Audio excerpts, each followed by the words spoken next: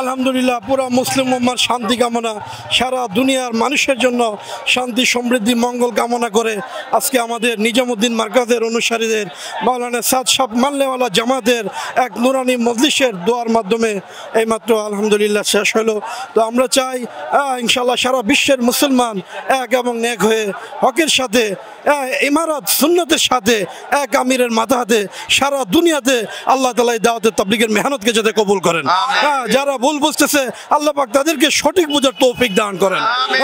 এবং সারা দুনিয়াতে আল্লাহ তাআলা দ্বীন ইসলামকে আগে বাড়ার তৌফিক দান করেন এবং প্রত্যেকের মধ্যে আল্লাহ তাআলা ভেদাভেদ ভুলে এক এবং নেক হয়ে আল্লাহ তাআলার হুকুম নবীর সুন্নত তরিকায় চলার তৌফিক দান করেন এবং আল্লাহ তাআলা আমাদের দুনিয়া আখিরাতের আমাদের বাংলাদেশকে একরকম সুন্দর একরকম পরিবেশ এবং আল্লাহ তাআলা এরকম এক সমৃদ্ধিপূর্ণ এক আল্লাহ তাআলা দেশ হিসেবে কবুল করেন এবং সারা বিশ্বের এবং মুসলমান বাংলাদেশ বিশ্ব ইজতেমা আসতে পারে এবং আমাদের বিশ্ব আমির ইনশাআল্লাহ আমাদের এই ইজতেমায় আমরা 31 জানুয়ারি